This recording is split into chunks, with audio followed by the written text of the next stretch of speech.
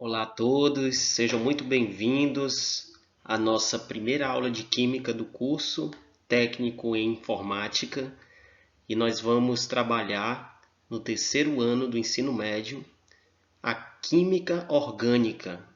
E nessa aula nós vamos ver uma introdução à Química Orgânica. Bom, dando boas-vindas a todos, né? Para o estudante, falando no sentido de sala de aula, não há momento melhor e mais rico do que regressar à sala de aula, né? Logicamente que essa aula, né? Essa aula desse sábado é uma aula remota, mas é uma introdução ao que nós vamos ver na semana seguinte. Então sejam todos bem-vindos e é um prazer ministrar aula para vocês. Bom, então nós vamos trabalhar aqui a química orgânica. Onde podemos encontrar a química orgânica no nosso cotidiano? Bem, a química orgânica ela está presente na maioria dos compostos, né? Então, tudo que se pensar de organismos vivos está relacionada à química orgânica. Então, nós podemos encontrar a química orgânica aí na antiguidade, né? Na mumificação, por exemplo, né? Ou seja, em vários processos desde a antiguidade, né? Quando se fala de álcool etílico, né? Como nós vimos aí nos anos mais recentes, questão de pandemia, né? Ou, por exemplo, quando se fala em combustível, o vinagre, né? Todos os produtos, né, químicos utilizados na cozinha, né, a gasolina, vitaminas, entre outros. Então, a química orgânica está bem presente no nosso dia a dia e nós vamos ver um pouquinho sobre essa química orgânica. Bom, então a química orgânica histórica começa com os egípcios ali, não necessariamente inicia com os egípcios, mas onde ficou bem marcado, né, a produção de corantes vegetais pelos egípcios, além do que já foi falado, a mumificação, né, os povos fenícios extraíam tintas dos moluscos do Mediterrâneo. E na Idade Média, a produção do ácido acético, né, que é o vinagre, metanol e acetona. Então, percebe-se que há muito tempo as civilizações produziam compostos orgânicos. Bom, e um breve histórico sobre a química orgânica. Em 1777, Bergman, né, ele definiu que a química orgânica é a química existente nos compostos ou nos organismos vivos.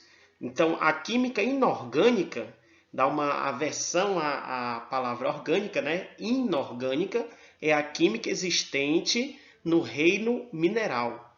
Então, digamos que a química orgânica trata dos organismos vivos e a química inorgânica trata dos organismos não vivos, ou seja, os minerais. Bom, já no início do século XIX, Jacob Berzelius, ele formulou a teoria da força vital. O que dizia essa teoria, né? É que as substâncias orgânicas são produzidas apenas por seres vivos, pois estes teriam uma força vital que auxiliaria na produção de compostos orgânicos, ou seja, somente organismos vivos eram capazes de produzir ou sintetizar compostos orgânicos. Esta era a teoria da força vital enunciada por Jacob Berzelius.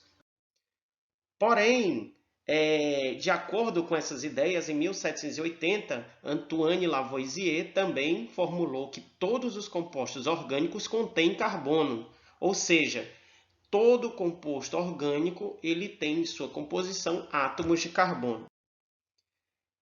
Mas aí veio a quebra ou a queda da teoria da força vital, onde Friedrich Wöhler, um alemão, ele produziu um composto orgânico, que é a ureia, a partir de um composto inorgânico, que é um sal, o cianato de amônio, que contém carbono. Ou seja, nem toda substância que contém carbono ela é dita orgânica. Existem compostos de transição que não são compostos, não são considerados compostos orgânicos, como é o caso do cianato de amônio, mas tem carbono na sua composição. Aqui a fórmula NH4CNO, nós temos aqui o átomo de carbono. Bom, e a partir do aquecimento dessa substância se produziu um composto orgânico, que é a ureia, presente na urina de alguns animais. Então, essa substância orgânica que contém carbono, ela foi originada de um composto inorgânico não vivo. Então, a queda da teoria da força vital foi evidenciada. Nesse caso, fez-se necessário a reformulação do conceito de química orgânica. Então, a química orgânica é a parte da química que estuda os compostos do carbono. Então, a formulação mais correta para a química orgânica é a química que estuda os compostos do carbono. Bom, existem compostos, né, substâncias como o CO, que é o monóxido de carbono, CO2, dióxido de carbono ou gás carbônico, H2CO3, que é o ácido carbônico, e demais carbonatos, compostos que possuem o íon CO3 2-, né? Nós vamos rever isso mais adiante. O ácido cianídrico e demais cianetos, compostos que possuem o CN-, carbono e nitrogênio. Carbono diamante e carbono grafite, que são considerados compostos de transição, ou seja, não são considerados compostos orgânicos, embora eles contenham carbono na sua composição. Então, digamos aqui que são exceções à regra da química orgânica. Então, mesmo contendo carbono, não são considerados compostos orgânicos. Bom, alguns elementos formam praticamente todos os compostos orgânicos. Esses elementos são chamados de organógenos, né?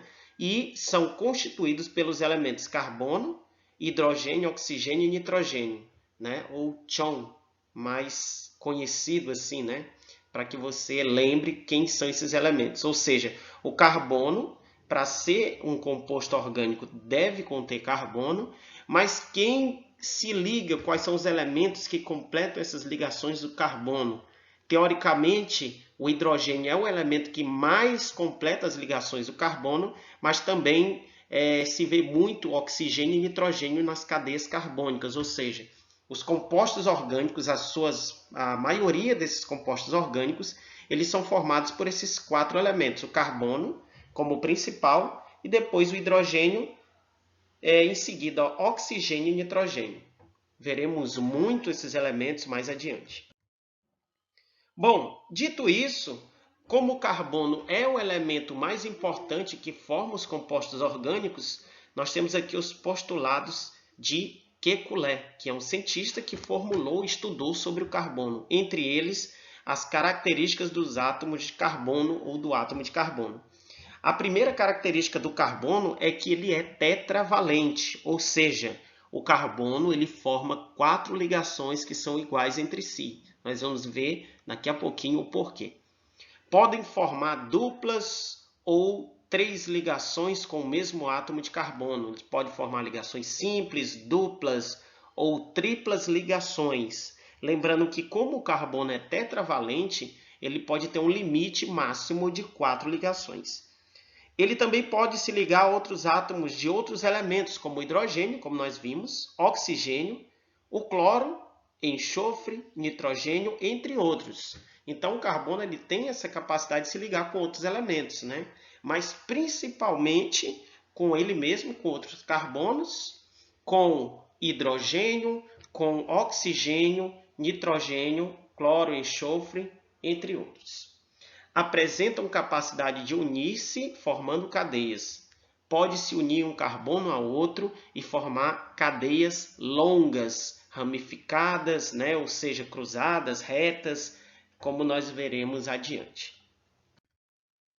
Bom, de acordo com as características do carbono, é interessante aqui frisar que na tabela periódica nós temos aqui o carbono na coluna 14. E um fato curioso da tabela periódica é que o número da coluna indica o número de elétrons que cada elemento possui na última camada. Por exemplo, o hidrogênio, que é da primeira coluna, ele tem um elétron, então ele tem a capacidade de formar uma ligação compartilhada, uma ligação covalente, conteúdo estudado no primeiro ano do ensino médio. Já o carbono, como ele é da coluna 14, né, a gente pega o segundo algarismo, algarismo 4, significa dizer que o carbono ele forma 4 ligações. Né? Lembrando que, por que o carbono forma 4 ligações? Porque de acordo com as ligações químicas, os átomos dos elementos químicos, eles se ligam para formar 8 elétrons na última camada. E como o carbono tem 4 elétrons na última camada, como é que sabemos que o carbono tem 4 elétrons na última camada? Uma das características para você identificar de forma direta é a localização dele na tabela periódica. Então, como ele é participante da coluna 14 da tabela periódica, então você fica com o segundo algarismo, algarismo 4. Significa dizer que ele tem 4 elétrons na sua última camada. Então, 4 elétrons, para ele ficar com 8, ele precisa de mais 4. Então, por isso que ele se liga 4 vezes. Então, lembre-se disso. O carbono tem 4 elétrons. Então, para ele atingir 8, ele tem que se ligar, precisa ter mais 4 elétrons. Mas por que 8? Porque vem dos gases nobres. Os gases nobres são da coluna 18, então eles têm 8 elétrons na última camada. E os gases nobres, como o nome diz, são nobres. Eles não têm essa capacidade de se ligar a ninguém, porque eles já são de boa, são estáveis. Por exemplo, o nitrogênio ele é da coluna 15, então o nitrogênio ele tem 5 elétrons na última camada. Então, para atingir 8, ele precisa de 3. Né? Então, ele se liga 3 vezes. Assim como, por exemplo, o oxigênio, que é da coluna 16, o oxigênio ele possui 6 elétrons na sua última camada. Então, para atingir 8 elétrons, ele precisa de mais 2, então ele se liga 2 vezes. E assim nós vamos perceber que quando ligamos esses átomos entre si, o carbono tem um limite de 4 ligações, o nitrogênio de 3, o oxigênio de 2 e o hidrogênio de 1 ligação. Tranquilo? Vamos adiante. Bom, então, como o carbono é o elemento mais importante nos compostos orgânicos, o nosso foco está nesse elemento carbono, que tem 4 elétrons na última camada e precisa de mais 4 elétrons, ou seja, ele forma 4 ligações, que podem ser ligações simples, duplas ou triplas. Bom, então, estudando o carbono e suas características, a primeira característica do postulado de Kekulé é que o carbono é tetravalente. Essa palavra tetra dá a ideia de 4, ou seja, o carbono forma 4 ligações. Bom, o carbono é o 6º elemento da tabela periódica, número atômico 6. Então, quando se faz a distribuição em subníveis de energia, 1s2, 2s2 e 2p2. Observe que na segunda camada, que é a camada 2, 2s2 e 2p2, a gente percebe por que o carbono tem 4 elétrons na última camada. Então, 2 do subnível S e 2 do subnível P faz 4 elétrons. Para ele atingir 8 e se parecer com gás nobre, então ele precisa de mais 4 elétrons, por isso ele se liga 4 vezes. Bom, essas ligações podem ser 4 ligações simples, como a gente está vendo aqui, representado por tracinhos. 4 ligações simples. Pode ser uma ligação dupla de uma vez com 2 simples, né? E em ambas aqui ele está obedecendo 4 ligações. Uma dupla com 2 simples, então 1, 2, 3, 4. Ele pode formar 2 ligações duplas, também obedecendo 4 ligações, 2 duplas, 1, 2, 3, 4. Ou ele pode formar uma ligação tripla com uma simples, 3 com mais 1, 4. Observe que nesses 4 casos, cada um dos carbonos está obedecendo um limite de 4 ligações. O interessante é que nas ligações simples que o carbono faz, a maior distância entre essas 4 ligações deve ser iguais entre si, e não é em linha reta, como a gente está vendo aqui, formando um ângulo de 90 graus. Né? Então, na verdade, essas ligações se dispõem de forma espacial com uma distância de 109 graus e 28 minutos, ou seja, a maior distância entre cada uma dessas 4 ligações e o átomo de carbono central é 109 graus e 28. Quando o carbono se liga por uma dupla ligação e 2 simples, a maior distância entre essas ligações, a dupla e as 2 simples, são ângulos de 120 graus. Então, a gente percebe aqui que as maiores distâncias entre as 3 ligações, ou seja, 2 simples e uma dupla, é um ângulo de 120 graus. Bom, quando o carbono forma somente ligações simples, ele é dito sp3, ou seja, ele tem uma hibridização do tipo subnível S e subnível P3, sp3, que será explicado com mais detalhes na sala de aula. Quando o carbono forma uma ligação dupla e duas simples, ele é sp2. Né? Então, ele tem uma ligação do subnível S e duas no subnível P. Quando o carbono forma duas ligações duplas ou uma ligação tripla com uma simples, o maior ângulo de ligação, a distância de ângulo entre essas ligações é uma linha reta, ou seja, 180 graus, tanto para duas duplas como uma simples e uma tripla. Nesse caso, a hibridização do carbono é sp, ou seja, subnível S, subnível P. Bom, a outra característica do carbono é que ele forma múltiplas ligações, ou seja, ele consegue formar cadeias. Observe que se eu tiver apenas carbonos formando ligações simples, eu posso ligar, por exemplo, esse carbono da extremidade a um outro. Então, eu estou gastando, das 4 ligações do carbono, estou gastando uma, assim como esse carbono aqui, eu estou gastando das suas 4 ligações 3, porque ele está se ligando ao carbono da esquerda, ao carbono da direita e o carbono de baixo. Então, ele gastou 3 das suas 4 ligações, fica disponível apenas uma. Já esse carbono de baixo, ele está gastando apenas uma de suas 4 ligações com esse carbono de cima. Então, sobram mais 3 ligações para ele realizar. Já esse carbono aqui, né, esse outro carbono, ele das suas 4 ligações, ele está gastando duas. Um com o carbono da esquerda e um com o carbono da direita, sobrando ainda 2 ligações para ele realizar. E o que é interessante é que esse carbono aqui, desse cruzamento, ele está gastando suas 4 ligações. Uma na esquerda, uma na direita, uma em cima e uma embaixo. Então, ele não pode mais se ligar a ninguém, porque ele já gastou suas 4 ligações. E assim, nós percebemos que cada um dos carbonos, eles podem se ligar 4 vezes, que é o limite máximo das ligações do carbono, e aí ele tem essa capacidade de formar cadeias, tanto em linha reta como cruzadas. E é por isso que existem milhões de compostos de carbono existentes na natureza e principalmente nos organismos vivos. Bom, o carbono pode formar ligações simples, duplas e triplas, como nós vimos. Então, observando aqui essa cadeia que contém 2 carbonos, né? Se nós olharmos só para os carbonos, cada um forma 4 ligações. Porém, esse carbono aqui da esquerda, ele está gastando uma ligação com esse carbono da direita e o que completa as ligações do carbono são os hidrogênios. Então, ele se liga ao hidrogênio, a cada um dos hidrogênios. Lembrando que como o hidrogênio ele tem um elétron na última camada, ele só se liga uma vez. Então, ele precisa de mais um elétron. Então, nesse caso aqui, o hidrogênio ele só forma uma ligação, já o carbono ele consegue formar 4. Então, nós temos aqui um carbono se ligando a outro, gastando uma de suas 4 ligações. Então, eu completo com mais 3 hidrogênios. Observando que cada um desses carbonos formou 4 ligações simples, representadas pelos tracinhos.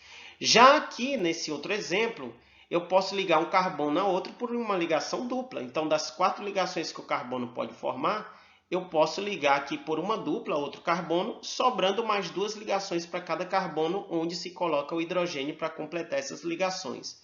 Nesse caso, eu tenho 2 carbonos e 4 hidrogênios no total. Diferente dessa primeira estrutura, que eu tenho 2 carbonos e 6 hidrogênios no total, 3 para cada carbono. O carbono também pode formar ligação tripla, ou seja, eu posso ligar um carbono ao outro por uma ligação tripla, né? E sobrando apenas mais uma ligação para cada carbono, completando com hidrogênio. Então, ele está formando uma simples e uma tripla. Tranquilo? Vamos adiante. Bom, existem também diferenças entre as ligações simples, duplas e triplas. Uma coisa curiosa é que se o carbono forma apenas ligações simples, essas ligações são fortes e elas são chamadas de ligação sigma, letrinha grega sigma. Já se o carbono forma uma dupla ligação, uma delas será forte e a outra será fraca. A ligação forte, como nós vimos, é a sigma e a ligação fraca é a pi. Porém, se o carbono formar pelo menos uma ligação tripla, apenas uma dessas ligações será forte, sigma, e 2 delas serão fracas, ou seja, ligação π. Por exemplo, vamos pegar essa estrutura aqui que eu tenho 3 carbonos, 2 oxigênios e 4 hidrogênios.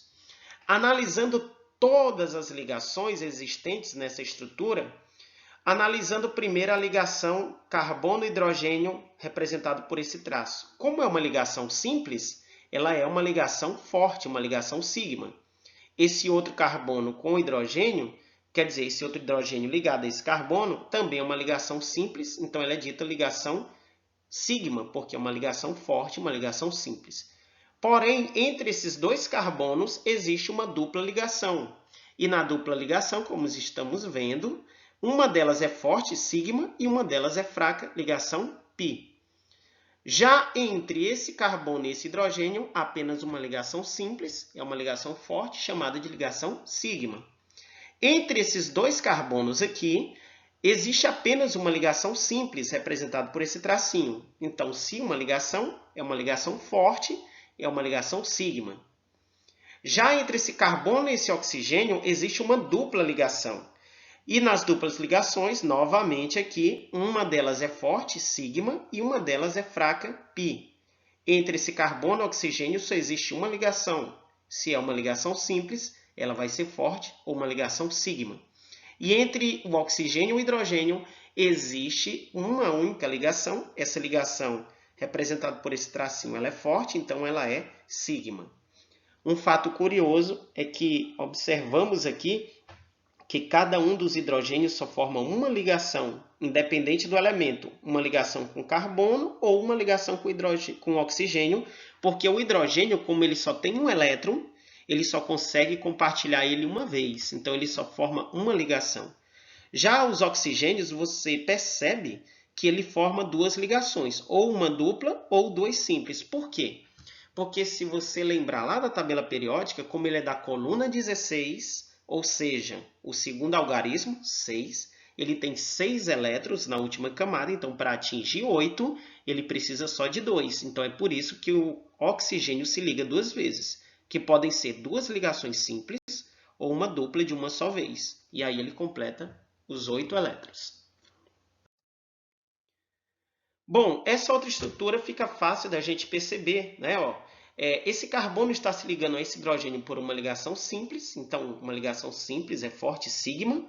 Já que entre esse carbono e esse outro existe uma ligação tripla, como foi vista na ligação tripla, uma delas é forte apenas, que é a sigma, e duas delas são fracas, ligação π.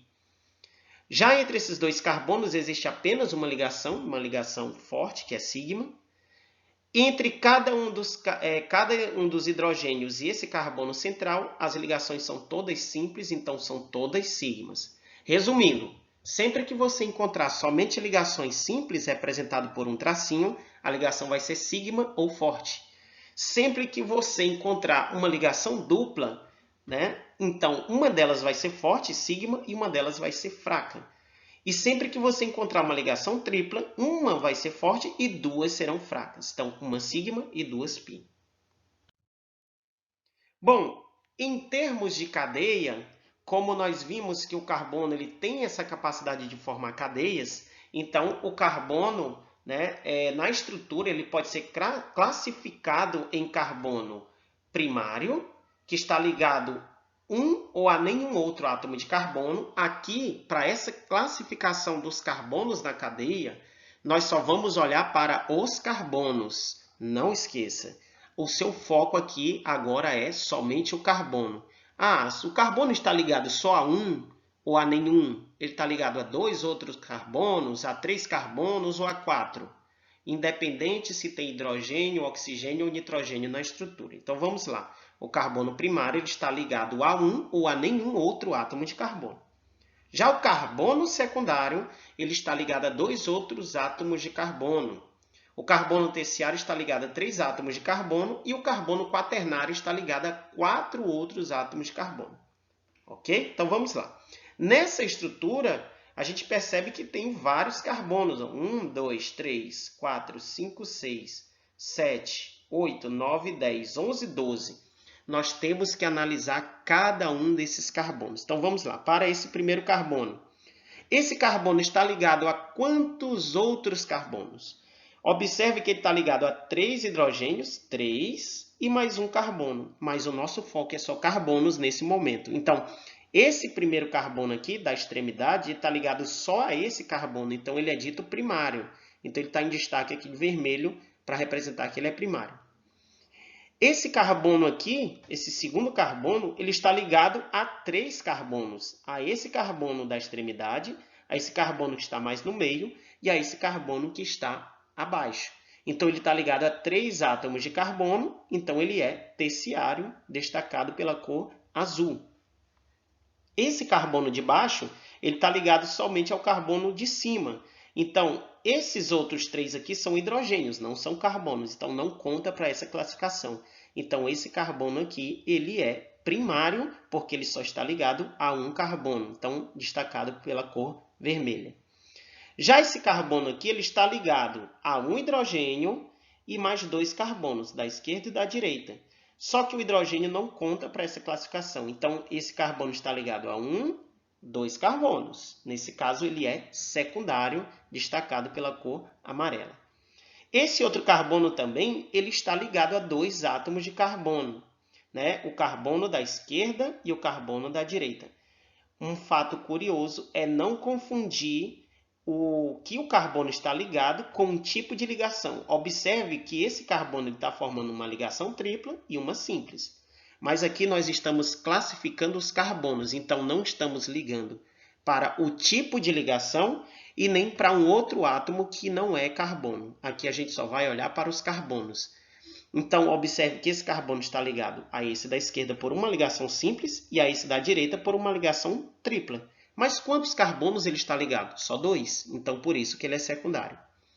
Já esse carbono aqui, ele está ligado a 4 outros átomos de carbono. De cima, o de baixo, o da direita e o da esquerda. Então, esse carbono aqui, ele está ligado a 4 outros átomos de carbono, 4 outros átomos. Então, ele é quaternário, representado pela corzinha roxa. Ok? Já esses carbono aqui, esse de cima e esse da extremidade, em termos de carbono, ele só está ligado a 1. Esse aqui está ligado ao do meio e mais 3 hidrogênios. Hidrogênios não são carbonos, então ele só está ligado a 1, ele é primário, cor vermelha. Assim como esse também só está ligado ao carbono da esquerda, já que aqui são 3 hidrogênios, não são carbonos, também é primário.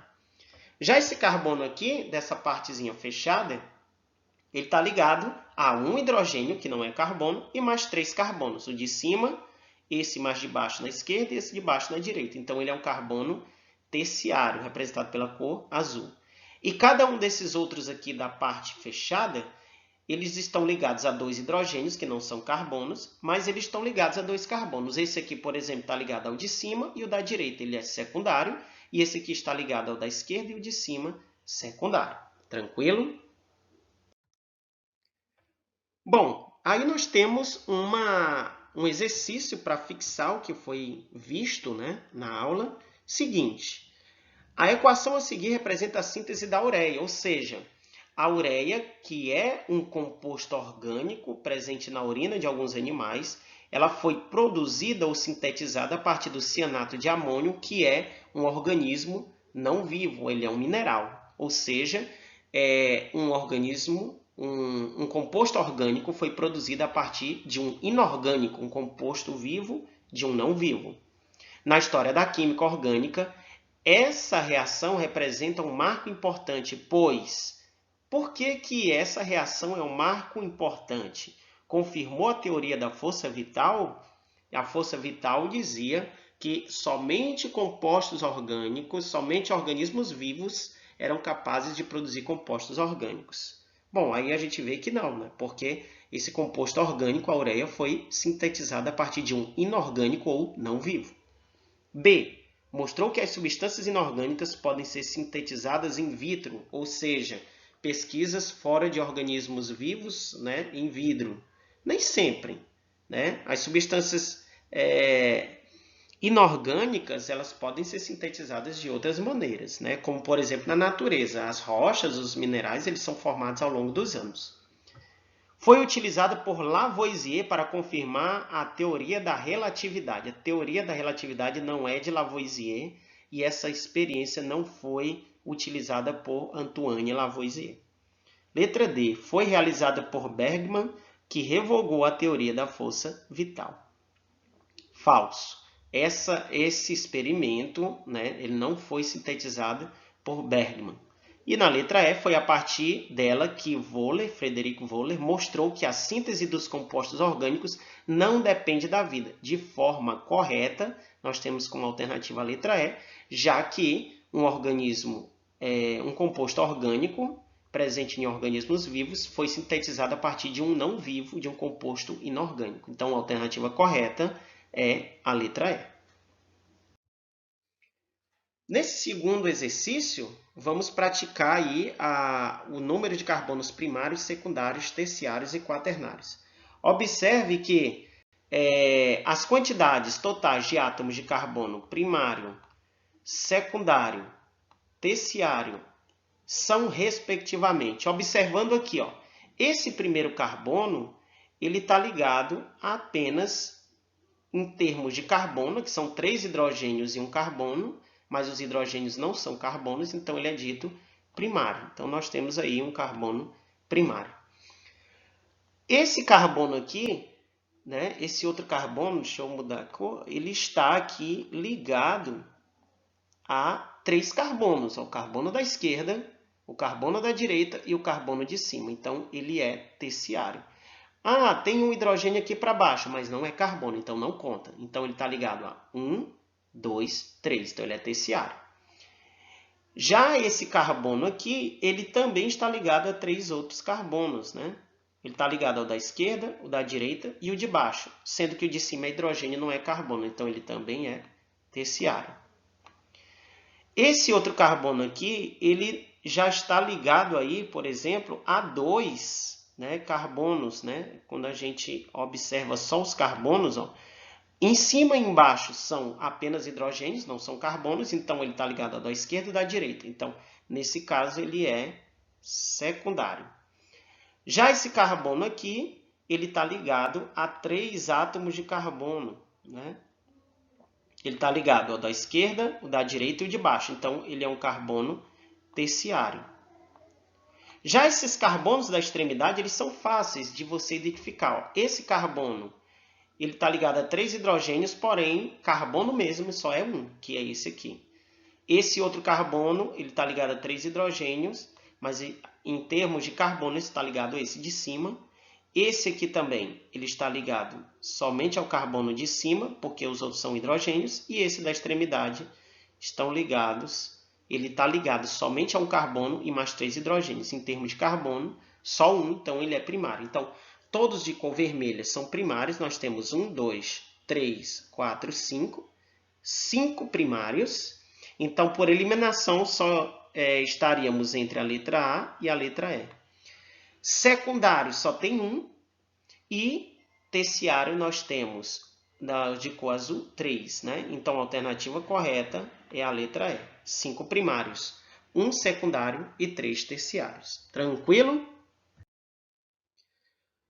Bom, os compostos orgânicos, né, as cadeias carbônicas, elas podem ser representadas por fórmulas estruturais. Né? Uma única substância pode ser representada de 4 formas. De forma eletrônica, onde se mostra todos os elétrons de cada elemento. Observe aqui que ao redor desse carbono nós temos 8 elétrons, sendo que 4 são do carbono e os outros 4 é de cada um dos hidrogênios. 1, 2, 3, 4. Né? Ou seja, na verdade aqui, os 8 elétrons que rodeiam esse carbono, um é do carbono da direita e cada um dos outros 3 é de cada um dos hidrogênios. Assim sucessivamente. Então, os compostos podem ser representados por fórmula eletrônica, que a gente não utiliza muito essa forma. Essa aqui é mais para questão conceitual, que vem lá do primeiro ano do ensino médio. Mas nós podemos substituir esses elétrons aqui, esses pares de elétrons, por tracinhos representando as ligações. Aí sim, nós trabalhamos dessa fórmula, fórmula de traços, né? Fórmula estrutural chamada. Então, observe aqui que eu tenho um carbono ligado a 3 hidrogênios e um carbono, então está aqui. Ó. Esse carbono está ligado a 3 hidrogênios por ligações simples e mais o carbono da direita. Ok? Bom, eu posso condensar essa fórmula aqui, ou seja, condensa os carbonos e os hidrogênios, né? Ou seja, eu vou omitir os tracinhos. Por exemplo, aqui eu tenho um carbono ligado a 3 hidrogênios e um carbono, então CH3, né? Ou seja, um carbono e 3 hidrogênios. Após ele vem outro carbono com 2 hidrogênios, então CH2. Após esse aqui vem um carbono com 2 hidrogênios, um oxigênio e um hidrogênio. Então CH2, oxigênio, hidrogênio.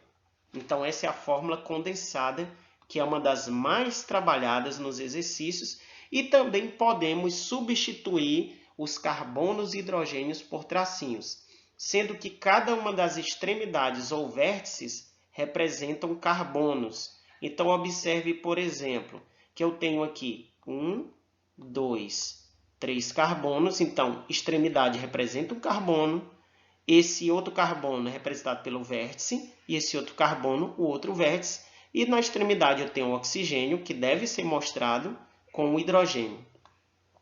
E como se determinar a quantidade de hidrogênios ligado a esse carbono, já que aqui na extremidade e no vértice são carbonos? Você determina pelo número de ligações. Como aqui eu só tenho uma ligação simples de um carbono para o outro, então das 4 ligações que o carbono pode formar, eu posso colocar mais 3 ligações que são hidrogênios. Esse outro carbono aqui, como ele está fazendo 2 ligações simples, uma com cada carbono, esse da esquerda e esse da direita, então do total de 4 ligações, ele já gastou 2, então só dá para colocar 2 hidrogênios.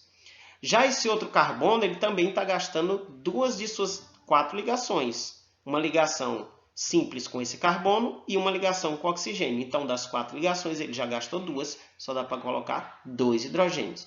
Já o oxigênio, muito cuidado, o oxigênio só forma 2 ligações. Então, ele está fazendo uma com carbono, então sobrou mais uma para formar com o hidrogênio. E assim, nós determinamos as 4 tipos de fórmulas que os compostos orgânicos podem apresentar. Bom, as moléculas podem ser representadas como fórmula química ou fórmula molecular, ou seja, a fórmula mais simples que existe é só contar o número de átomos de cada elemento. Por exemplo, o composto aqui tem um carbono e 4 hidrogênios, que pode ser representado de fórmula eletrônica, né? Ou representação de Lewis, onde o carbono possui 4 ligações, 4 elétrons, 1, 2, 3, 4, e cada um dos outros elétrons é de cada hidrogênio. Então, observe que se forma 4 pares eletrônicos, que são ligações que podem ser representados por tracinhos. Então, nesse caso aqui, forma-se o CH4. Então, 4 ligações simples. Esses pares de elétrons podem ser representados por esses tracinhos, que são chamados de fórmula estrutural plana, que é a forma mais fácil de identificar as ligações nos compostos orgânicos. Porém, existe a fórmula, o modelo geométrico, né? Então, esse carbono, esses 4 hidrogênios, eles não estão dispostos de forma reta, formando aqui um ângulo reto, como a gente aprendeu lá na matemática, né? A maior distância entre eles é um ângulo de ligação de 109 graus e 28, como nós vimos anteriormente. Então, a maior distância de ângulos aí, né? 109 graus e 28, cada uma dessas 4 ligações aí. Porém, nós temos a representação espacial de como a molécula é realmente, né? Modelo 3D, ou modelo espacial. Então, nesse caso, a molécula se apresenta de forma espacial, dessa forma aqui, e a maior distância é 109 graus e 28. Bom, aqui um outro exemplo, o etileno ou eteno, onde é uma estrutura com 2 átomos de carbono e 4 hidrogênios. Em sua fórmula plana, o carbono se liga a outro por uma dupla ligação. Como esse carbono gastou 2 ligações por uma dupla, mais 2 hidrogênios formando suas 4 ligações. Então, CHH, carbono, 2 hidrogênios, uma dupla com outro carbono, e esse outro carbono também, no total de 4 ligações, ele faz uma dupla e 2 simples. Porém, nós podemos condensar essas ligações, né? Então, nós temos aqui, para esse primeiro carbono ligado a 2 hidrogênios, CH2, e esse segundo carbono ligado a 2 hidrogênios, CH2. Quando aparecer ligações duplas ou triplas, obrigatoriamente ela deve aparecer na estrutura. Porém, essa estrutura ela pode ser representada em forma de tracinhos, ou seja, eu tenho aqui apenas 2 carbonos, então essa extremidade representa um carbono e essa extremidade representa o outro carbono. E só fazendo uma correção, como aqui é uma ligação dupla, é um tracinho duplo assim, certo? Então, uma ligação dupla entre esse carbono e outro. E como eu sei quantos hidrogênios tem nessa estrutura? Porque se cada carbono forma 4 ligações, se aqui já tem 2 ligações, então só posso colocar mais 2 hidrogênios em cada. Por isso que fica CH2, CH2. Porém, o modelo espacial, né, o que a gente chama de palito e bola, que nós vamos representar nas nossas aulas, nós temos aqui os 2 átomos de carbono ligados por uma dupla e os 4 átomos de hidrogênio ligados por ligações simples. Então, essa é a fórmula espacial de como realmente a molécula é. Bom, e aqui nós chegamos ao final da aula, né, em que ensinar não necessariamente é só transferir conhecimento, mas estou criando a possibilidade para você se aprofundar mais no conteúdo e aprender cada vez mais, esse é o foco. E desde já agradeço a atenção. Essa parte introdutória é um pouquinho extensa para quando a gente se encontrar presencialmente, vocês já tenham noções dos conceitos iniciais da química orgânica. Então, agradeço a todos, muito obrigado e até a próxima.